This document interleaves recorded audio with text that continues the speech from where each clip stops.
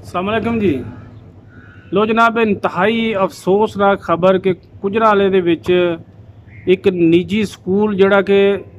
जारादारी नाल जनाब मेरी बदमाशी कह सकते हो कि बई कोई पुछण वाला कोई नहीं कि इमारत ना अव्वल तो गौरमेंट दियां सारियां जिम्मेदारियां अगे भी कितनी दफ़ा इस मौजू ते बहस कर चुके हैं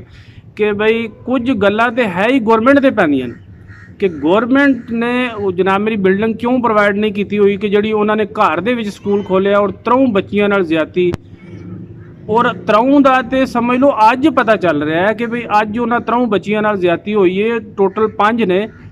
जबकि इस तो पहला कई साल लोगों नाल ज्यादती होती रही है और 12 तो 15 साल दी बच्चियां जड़ियां ने बेचारियां बिल्कुल ये समझ लो ना समझ होंदियां ने, उन्होंने कोई पता नहीं होंदा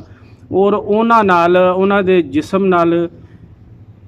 दरिंदगी की इंतहा के जनाब मेरी उन्होंने नोचिया गया, उन्होंने जिंदगी बचपन जी खराब की गई है। उन्होंने वड्डिया होकर बेचारियां ने क्या करना, फिर उन्होंने गुनाह उन्होंने गलतियां उन्होंने जिहड़ा बंदे ने जिस तरह एक नशे ते लाना और शुरू दे विच उहनूं नशा फ्री देना और बाद दे विच वो सारी जिंदगी नस्ल दर नस्ल उहदी नस्ल तबाह कर छड़नी। ये भी समझ लो कि एक इतना बड़ा माफिया है। ऐसे बंदे नूं यकीन करो अगर साढ़े वस च होवे कि सरेआम फांसी दी जना मनु नहीं समझ आ रही कि इन्होंने किदे कहे दे उत्ते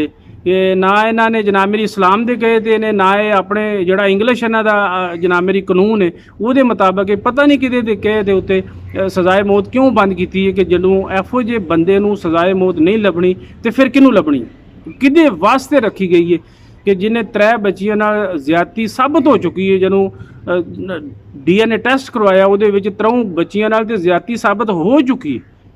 तो बाकियां जड़ियां उस तो पहला बेचारियां जिन्होंने नहीं दसिया किन्ने साल 2 साल 10 साल 5 साल कदों का वो स्कूल उन्होंने बनाया है गुजरांवाले दे विच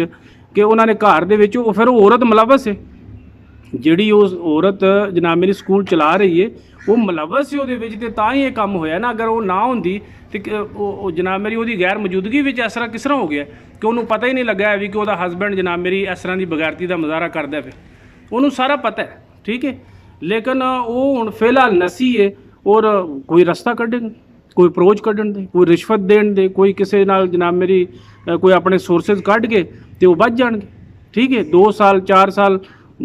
4 साल किन्ने देखे ने, 2 साल भी नहीं कढ़ते हैं तो वो जनाब मेरी बाहर होंदे ने किसी होर इलाके दे विच चले जाएंगे। लेकिन यह ही जनाब मेरी साडे मुल्क दे विच दरिंदगी की इंतहा है कि कोई पुछण वाला कोई नहीं ठीक है।